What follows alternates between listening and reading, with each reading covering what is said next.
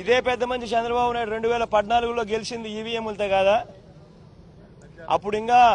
అప్పుడన్నా ఇంకా వీవీప్యాట్లో ఇంకా లేవు, ఇంకా మేము అనాలా. అప్పుడు బటన్ ఎవరికి నొక్కినామో ఏ ఊరికి పోటు పడిందో మాకు తెలియదని మేము అనాలా. కానీ ఇక్కడైతే కనీసం కనిపిస్తా ఉంది వీవీప్యాట్. తర్వాత ఇంకా వీవీప్యాట్ కూడా వచ్చింది. బటన్ నొక్కిన తర్వాత వీవీప్యాట్లో కనిపిస్తా ఉంది ఏ పార్టీకి ఓటు వేసామని. అప్పుడు చంద్రబాబు నాయుడు 2014లో గెలిచినప్పుడు అది కూడా లేదు. అయినా మేమేమనలా. చంద్రబాబు నాయుడు గారు నంద్యాల బై ఎలక్షన్ చేసినాడు, తర్వాత 30,000తో గెలిచినాడు నంద్యాల బై ఎలక్షన్. అప్పుడు ఇదే ఈవీఎంలు ఇదే వీవీప్యాట్. ఆయనకు అనుకూలంగా తీర్పు వస్తే ఏమలా అన్ని బాగున్నాయి. వీవీప్యాట్లు బ్రహ్మాండంగా ఉన్నాయి, ఈవీఎంలు బ్రహ్మాండంగా ఉన్నాయి. మరి ఇదే ఈవీఎంలు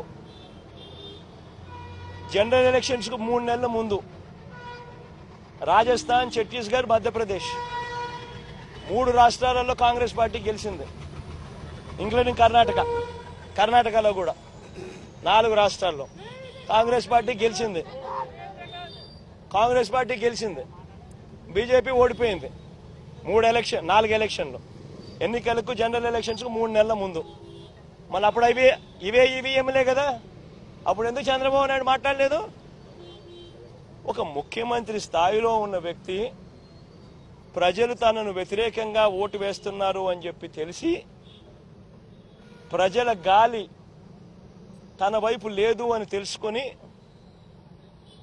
ఎంతటి దారుణంగా డెమోక్రసీని అవహేళన చేస్తూ ప్రజల తీర్పును అవహేళన చేస్తూ మాట్లాడుతూ ఉంటే ఈ మనిషి నిజంగా మనిషేనా అని అడుగుతా ఉన్నా. తాను గెలిస్తే ఏమో అన్ని బాగున్నట్టే, తాను ఓడిపోతే మాత్రం ప్రజలు ఓటేయలేదు అనే మాట ఒప్పుకోకుండా ఈవీఎంల మీద నెపాన్ని నెట్టడం. ఈయన బుద్ధి. ఈ 5 ఏళ్ళు చూస్తే ఈయన బుద్ధి అయ్యేది. గెలిస్తే సింధుకు నేనే బ్యాడ్మింటన్ నేర్పించిన, బిల్ గేట్స్ కంప్యూటర్ ఎలా నొక్కాలో నేనే నేర్పించిన, సెల్ ఫోన్ నేనే కనిపెట్టా.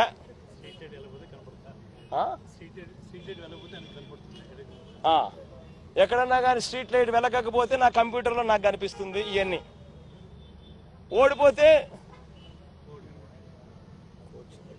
ఓడిపోతే సింధు కోచ్ తప్పు, నా computer correct, bill gates button నొక్కడం కరెక్ట్గా నొక్కల. ఇవన్నీ మాట్లాడతాడు. ఇదే జరుగుతా ఉంది. ప్రజలు చంద్రబాబు నాయుడు గారు 5 సంవత్సరాల పరిపాలన చూశారు, ఆయన చేసిన మోసాలను చూశారు, ఆయన చేసిన అన్యాయాలను చూశారు, ఆయన చేసిన అధర్మ పరిపాలన చూసిన తర్వాత ప్రజలు ఈ 5 సంవత్సరాల చంద్రబాబు నాయుడు గారి పరిపాలనతో ప్రజలు విసిగెక్కిపోయి ఇక వద్దు బాబు చంద్రబాబు నాయుడు నీ పరిపాలన, బాయ్ బాబు అని చెప్పి ప్రజలు పూర్తిగా డిసైడ్ చేసుకుని చంద్రబాబు నాయుడుకు బాయ్ బాబు చెప్పినారు. ఇటువంటి పరిస్థితుల్లో చంద్రబాబు నాయుడు గారు తాను ఓడిపోతున్నాడు అని తెలుసుకుని